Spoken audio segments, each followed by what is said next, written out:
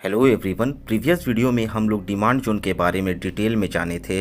इस वीडियो में हम लोग सप्लाई जोन को समझेंगे। सप्लाई जोन क्या होते हैं, क्यों चार्ट पर बनते हैं या कैसे काम करते हैं, और सप्लाई जोन कितने प्रकार के होते हैं। तो चलिए सप्लाई जोन को डिटेल में जानते हैं। सप्लाई जोन वह एरिया है जहां विशेष स्टॉक की कीमत पर बड़ी मात्रा में सेल ऑर्डर होते हैं, या फिर आप कह सकते हैं कि यह ऐसा एरिया है जहां सेलर्स की संख्या बायर्स की संख्या से अधिक होती है। एग्जाम्पल के लिए मान लीजिए आपकी एक दुकान है जिसमें किसी पर्टिकुलर प्रोडक्ट की कीमत बहुत ज्यादा है। ज्यादा कीमत होने के कारण लोग इसे खरीदने में हिचकिचाते हैं और इसे बेचने वाले लोग ज्यादा हैं। यही स्थिति स्टॉक मार्केट में सप्लाई जोन में होती है। अब समझते हैं कि सप्लाई जोन हमारे ट्रेडिंग के लिए क्यों एक इम्पोर्टेंट रोल प्ले करता है। सबसे पहला है स्ट्रॉन्ग रेजिस्टेंस। सप्लाई जोन एक स्ट्रॉन्ग रेजिस्टेंस के रूप में काम करता है। जब प्राइस इस जोन में पहुंचती है तो बायर्स की तुलना में सेलर्स की संख्या अधिक होने के कारण प्राइस के ऊपर जाने में मुश्किल होती है। सेकेंड है ट्रेंड रिवर्सल।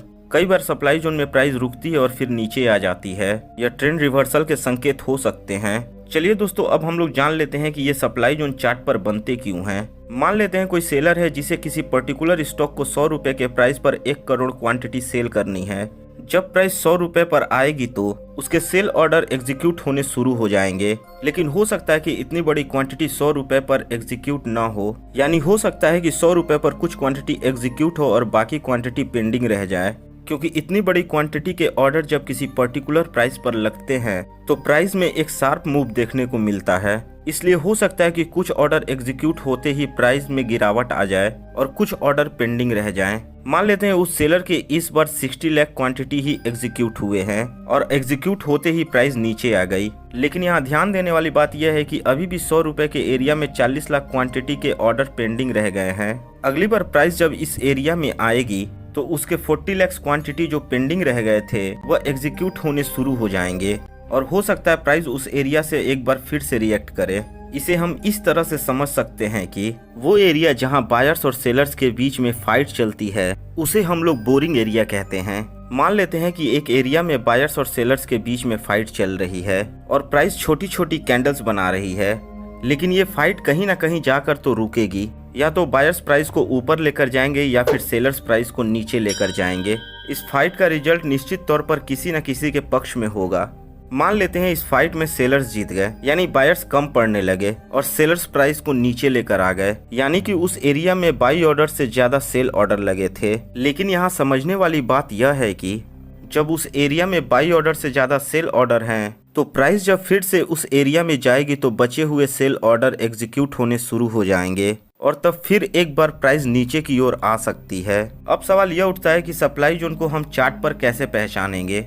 चलिए इसे एक ड्राइंग की मदद से समझते हैं। दोस्तों, किसी भी सप्लाई जोन को कंप्लीट होने के लिए हमें मिनिमम 3 कंपोनेंट चाहिए। इनमें से सबसे पहला है लेग इन, दूसरा बेस और तीसरा लेग आउट। इनमें से जो लेग इन है वो रेड या ग्रीन कोई भी एक्साइटिंग कैंडल हो सकती है, लेकिन लेग आउट हमेशा रेड एक्साइटिंग कैंडल ही होगा। इसे इस तरह से समझें, जब हमारा leg in green exciting candle होगा तो उस पैटर्न को हम लोग रैली बेस्ड ड्रॉप यानी आरबीडी पैटर्न कहेंगे, और जब हमारा leg in red exciting candle होगा तो उसे हम लोग ड्रॉप बेस्ड ड्रॉप यानी डीबीडी पैटर्न कहेंगे। अब आपके मन में सवाल आता होगा कि इन दोनों पैटर्न में से ज्यादा स्ट्रॉन्ग पैटर्न कौन सा है, यानी हमें किसे प्ले करना चाहिए। यहाँ ध्यान दीजिए, आरबीडी पैटर्न में प्राइस पहले ऊपर जा रही थी, अचानक सेलर्स की एंट्री हुई और बायर्स और सेलर्स के बीच में फाइट चली, जिससे यह बेस एरिया क्रिएट हुआ। इस फाइट का रिजल्ट यह हुआ कि सेलर्स जीत गए और प्राइस को नीचे लेकर आ गए। इसलिए हम कह सकते हैं कि आरबीडी एक रिवर्सल पैटर्न है। और अगर हम लोग डीबीडी पैटर्न की बात करें तो हम पाएंगे कि प्राइस पहले से ही नीचे जा रही थी। बेस एरिया में बायर्स और सेलर्स के बीच में फाइट चली, लेकिन इस फाइट में बायर्स जीत न पाए और सेलर्स प्राइस को फिर से नीचे लेकर आ गए। इसलिए हम डीबीडी पैटर्न को कंटिन्यूअस पैटर्न कहेंगे। आरबीडी पैटर्न में आप देख सकते हैं कि प्राइस को बायर्स ऊपर लेकर जा रहे थे। बेस एरिया में सेलर्स की एंट्री हुई और फाइट चली। इस फाइट का रिजल्ट यह हुआ कि सेलर्स न केवल प्राइस को ऊपर जाने से रोके बल्कि प्राइस की पूरी डायरेक्शन को ही चेंज कर दिए।